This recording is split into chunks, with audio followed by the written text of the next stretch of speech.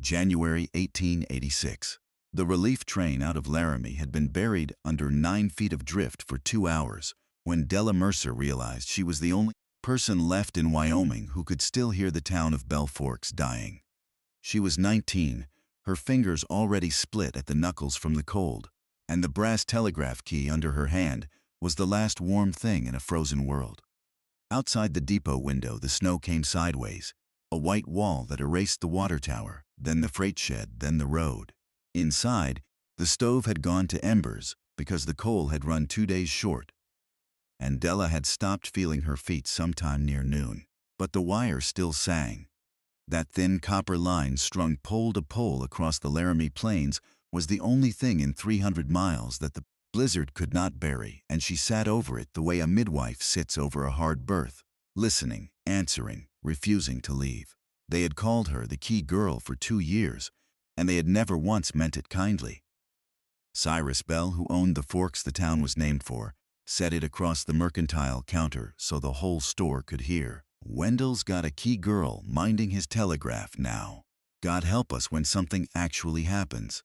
His wife Hannah Bell, who ran the post window and the town's opinions both, had her own version, delivered softer and meant to cut deeper, that it wasn't decent. A young woman alone in a depot at night with the trainmen, and that no man worth marrying would ever take a girl who'd worked the wire like that. And Otis Prine, the section foreman, who had wanted the telegraph wage for his own nephew, said it plainest of all the day Wendell hired her. "She'll quit by the first hard winter." They always do. A key's no work for a girl. They were not cruel men and women, most of them. They were simply certain, in the easy way of people who have never once been tested, that they already knew exactly what a key girl was worth. The station agent, Wendell Pratt, a soft, heavy man who wore a good coat and signed his name with a flourish, had hired her because she worked for half a man's wage and never complained, and because she could take Morse faster than any operator on the division, though he told the railroad it was the other way around. He took the credit and the salary. She took the night shifts and the blame. So when the message came down the wire that the relief train was stranded at Elk Creek, cut with 40 souls aboard and the temperature falling past 20 below, it came to her, not to Wendell. Wendell had caught the last southbound coach to Cheyenne the morning the storm broke, a carpet bag in his hand and his good coat buttoned to the chin, telling the platform he was going for help and would return with the railroad's full authority. He had not returned. The town watched the snow swallow the rails and decided, the way frightened towns do, that there was nothing to be done and no one left to do it. There was Della. There was a brass key, a half-dead battery, and a stranger. She had not noticed the man at first. He had come in off the stalled westbound an hour earlier, a tall figure stamping snow from his boots, and she had taken him for another marooned passenger wanting a fire that no longer existed. He was lean and weathered in a way that did not match the fine wool of his traveling coat, broad through the shoulders, with a few days of dark stubble shadowing a hard jaw, black hair gone gray at the temples though he could not have been 40, and pale gray eyes that did not waste themselves on small things. He had a leather case of instruments under one arm. He had watched her work the key for a full minute before he said a single word, and when he spoke, it was quiet. "You're not relaying that," he said. "You're answering it. You know what's on the other end." "I know all of them," she said, not looking up. "Elk Creek's brakeman has a heavy fist. The Laramie nightman drags his dashes when he's tired. The dispatcher at Cheyenne taps like he's angry at the wire." Her hand never stopped. "And I know the man at Elk Creek has been sending the same 4 words for 10 minutes because his sender is freezing and he can't form the others. He's saying we are still here." The stranger set down his case. "What are you telling him back? That so are we. If this story is already pulling at something in you." That quiet fury at watching the right person get overlooked while the loud one takes the bow. Then you are exactly who this channel was built for, and I would be honored if you'd subscribe and stay, because every single week we dig up another soul the history books were too careless to keep, and we put their name back where it belongs. Now, let me tell you what a 19-year-old girl and a brass key did in 3 days, and why, for 40 years, the wrong man got the medal. His name was Theodore Vance, and he was the reason the wire still worked at all. He told her this slowly, over the next hour, because she made him earn each fact by being useful. He was a line engineer for the Western Union, not the kind who sat in an office, but the kind who rode the poles in weather like this, who knew the wire the way she knew the men on it. He had been 3 cars back when the westbound stalled, and he had walked the half-mile to the depot through that white wall because he had felt the storm coming in his bones and known that a town this small would have a battery this week. He had been right. The battery was nearly dead. The relief train had 2 hours of telegraphy left in it, no more. And then the only voice Bell Forks had in the world would go silent and 40. People would freeze at Elk Creek while a town 3 miles off never heard them stop. "Then we make it last," Della said. She did not panic. That was the first thing Theodore would tell the railroad investigators later, in the deposition they would bury, that the key girl did not panic. She knew the depot's stores, the way only the person who actually swept the floors could know them. There was a crate of copper sulfate in the back for renewing the cells. There was a jar of zinc strips. There was rainwater in the cistern that had not quite frozen solid under the depot floor where the stove had once kept it warm. And there was a girl who had read every manual Wendell Pratt left unopened on the shelf because the night shifts were long and the loneliness was longer, and a person had to fill the dark with something. Theodore knew the chemistry. Della knew the building. Between them, in a depot going to ice, they tore the dying battery apart and built it back. Fresh zinc, fresh solution. The gravity cells rebuilt jar by jar with hands that shook from cold and would not stop for it. The copper sulfate had crusted in the crate and had to be cracked loose with the back of a spoon.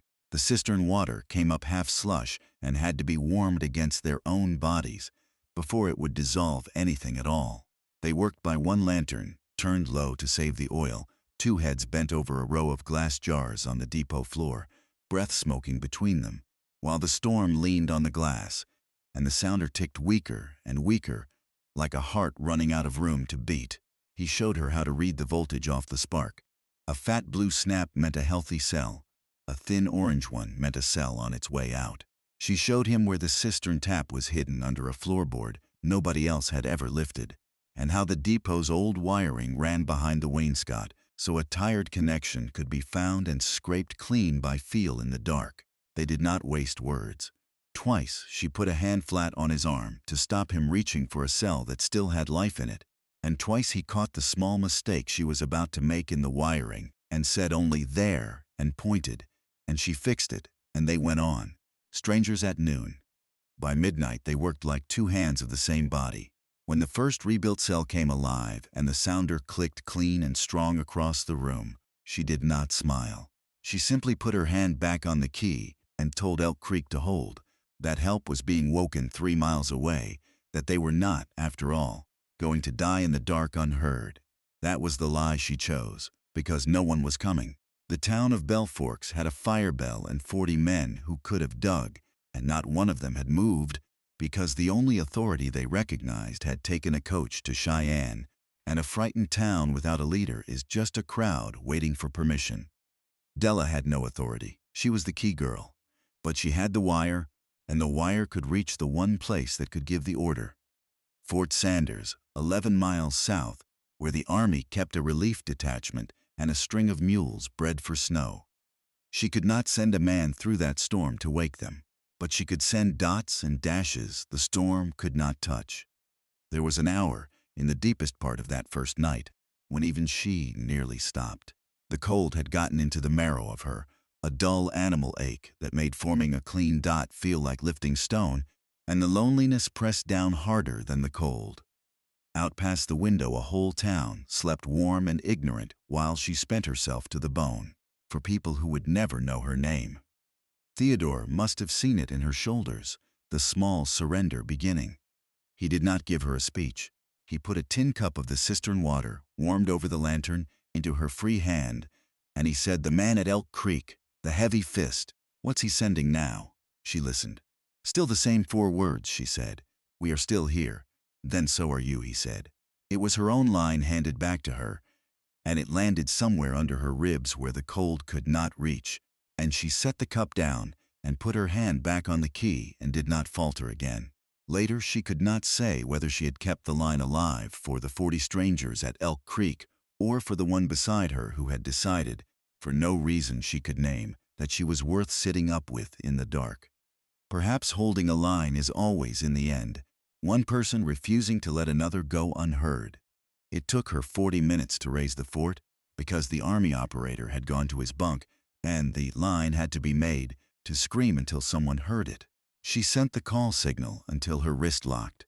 Theodore worked the battery beside her, nursing each cell, trading her a fresh one when a tired one sagged, neither of them speaking now because speaking cost heat. And at last, faint and far, a hand answered from Fort Sanders, sleepy, annoyed, then suddenly very much awake, and Della Mercer, the girl Cyrus Bell would not trust to mind a store, gave the United States Army the coordinates, the casualty count, and the exact bearing of a buried train in a code that left no room to be wrong. The detachment rode at first light. Mules and men and a snowplow on a flat car pushed up from the south while the storm thinned to flurries, and they reached Elk Creek, cut by mid-afternoon, and dug 40 people out of a half-buried train, cold and starving and frostbitten but alive. Every one of them alive, because for 3 days a 19-year-old girl had refused to let the only voice they had go quiet. She did not see any of it. She was 11 miles away in a freezing depot, and by the time the Army reached Elk Creek, she had been awake 60 hours, and her hands had cramped into the shape of the key. Theodore found her slumped over the table near the end, still sending in her sleep, her fingers twitching out the call signal against the brass, without her mind behind them anymore. He lifted her hand off the key as gently as a man lifts something he has decided is precious, and he wrapped her cracked fingers in the lining he tore from his own fine coat, and he sat the rest of the watch himself so she could sleep, taking down the Army's confirmations in a hand that was clumsy compared to hers, and not caring because the girl had earned her rest in a way few men he had ever met had earned anything. When she woke, it was over. The wire carried the word up and down the division. The Bell Forks station had held the line through the great blizzard. The relief had reached Elk Creek, 40 saved, and the name the wire carried was Wendell Pratt. It was the kind of theft that happens quietly, with paper. Wendell had come back on the first train that could run, his good coat brushed clean, and he had walked into a depot, still smelling of cold metal, and a girl too exhausted to stand. And he had read the logbook she kept, and understood at once what he was looking at. So he wrote his report. He wrote that the agent of the Bell Forks station, anticipating the storm, had rebuilt the failing battery and maintained communication with Elk Creek and Fort Sanders throughout the emergency. He did not write a girl's name once. He told the division superintendent it had been a near thing, that he'd worked the key himself until his hands gave out, and the superintendent, who had never met Della, who did not know the railroad employed a key girl at half wage, believed him, because Wendell wore a good coat and signed with a flourish, and a man like that does not lie. In the spring, the Western Union Division gave Wendell Pratt a silver medal and a letter of commendation, and the Laramie paper printed his portrait under the words, "The Man Who Held the Wire." Della Mercer read the paper at the mercantile counter where Cyrus Bell could watch her face.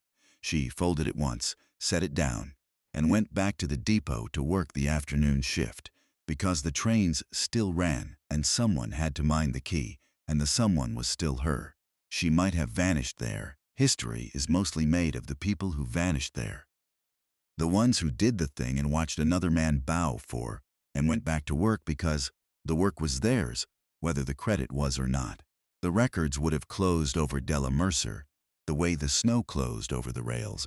And 100 years on, the only name anyone could have read in the matter of the Bell Forks blizzard would have been the name of the man who fled it, except for Theodore Vance. He had gone back to the line, but he could not let it go. He had sat that watch. He had seen the logbook in her hand, every entry timed, every message recorded, 60 hours of a girl's writing that did not once mention Wendell Pratt because Wendell Pratt had not been there. And a line engineer who rode the poles for the Western Union knew exactly how much weight a logbook carried, and exactly who in the company would have to look at it if it were put in front of them the right way. It took him 4 years. He was not a powerful man, and Wendell had become, in his small way, a celebrated one, and the company did not love a story that turned its silver medal into an embarrassment. The first superintendent he wrote to did not answer. The second answered only to say the matter was closed and that a line engineer would do well to mind his polls and leave records to those whose business they were. Theodore wrote back the same week. A record that is wrong, he had learned in A Life on the Wire, is not a record at all but a lie wearing a record's clothes, and he said as much politely and kept writing. He used his furloughs for it, riding the division on his own coin, knocking on the doors of men who had been there, and the strange thing he had not expected was how many of them had been waiting to be asked. Theodore wrote letters. He filed the logbook as evidence with the division. He found the Army detachment's own report from Fort Sanders, which recorded that the call for help had come in a fist the operator described as fast and clean like no agent I ever copied, sounded like a woman, though that can't be right. He found the brakeman from Elk Creek, who said under oath that the hand keeping him alive those 3 days had a rhythm he'd have known anywhere. Light, quick, steady as a clock, and it was not Wendell Pratt's heavy fist, because everyone on the division knew Wendell's fist, and the man could barely send 12 words a minute. Piece by piece, against a company that wished he would stop, Theodore Vance built the case that a 19-year-old girl had saved 40 lives and a town with a brass key and a rebuilt battery, and that a man in a good coat had stolen her name and worn it for 4 years. And in 1890 the Western Union, quietly, with no portrait in the paper and no silver medal, struck Wendell Pratt's commendation from the record and entered a correction. The Bell Forks line, the correct read, had been held through the blizzard of 1886 by operator Della Mercer, whose conduct reflected the highest credit upon the service. It was a paragraph. It was buried in a ledger. Almost no one read it, but it was true, and it was hers. And the man who had spent 4 years putting it there came back to Bell Forks the day it was entered to tell her so in person. She was still at the depot. Of course she was. He found her over the same brass key, 23 now, and no longer split at the knuckles, and he laid the corrected record on the table beside her hand, the way he had once laid her hand gently off that same key in a freezing dark. And he said the only thing he had crossed half a country to say. They have your name now, I made sure of it. And then, because 4 years is a long time to think about a person, I had another reason to come. The town of Bell Forks never did make much of it. Cyrus Bell read the correction and said the company must have got confused. The mercantile counter went on calling her the key girl out of habit, the way towns hold a name long after it stops fitting. But there were small surrenders if you watched for them. Otis Prine, who had sworn she would quit by the first hard winter, took off his hat to her once on the platform that spring and put it back on without a word, his face working at something he could not say, and never told his nephew to apply for the wage again. Hannah Bell stopped at the depot one gray afternoon, there on some thin excuse about a parcel, and stood a long moment watching those quick, freckled hands move over the brass, and when she left she did not say she was sorry, because women like Hannah Bell do not, but she never said the other thing again either, the thing about no man worth marrying. That was as close to an apology as the town would come, and Della, who had stopped expecting even that much, found it was enough. But the men of the relief detachment knew. The brakeman from Elk Creek named his daughter Della and never explained why to anyone who hadn't been there, and 40 people who would have frozen at Elk Creek Cut lived out their lives and raised their children and grew old. Because a girl the town would not trust to mind, a store sat over a dying wire for 3 days and would not let it go silent. She married Theodore Vance in the autumn of 1890 in the small church at Bell Forks, and the wire carried the news up and down the division in a fast, clean, light-handed fist that the Laramie nightman recognized at once and grinned at, because everyone on the line knew that hand by then. They knew whose it was. They had always, the ones who actually listened, known whose it was. Here is the thing the history books got wrong, and the thing this channel exists to set right. The medal went to the man who left. The portrait ran under the man who left. For 4 years, the only name in the record was the name of the man who buttoned his good coat to the chin and took the last coach out while the storm came down. But the wire never lied. The wire carried the truth in a hand it knew, 3 miles and 11 miles and 300 miles, to anyone with the patience to listen, and one man listened and would not stop until the record told the truth too. Della Mercer held the line. Not the man in the good coat. The key girl. And if a thing like that can be buried under 9 feet of snow and 4 years of a coward's paperwork and still come back up into the light because one person refused to let it stay buried, then maybe nothing true is ever really lost. Maybe it is only waiting for someone to listen. If this story stayed with you, sit with that for a moment. The long, quiet patience it takes to put a name back where it belongs. And let me ask you this, because I think about it often. Have you ever watched the wrong person take the bow for something you knew, beyond any doubt, belonged to someone else? And what did it cost you to stay silent or to finally speak? Tell me in the comments. I read them, everyone. And if you want another story about the people history overlooked and the few who refused to let them stay forgotten, there's one waiting for you right here.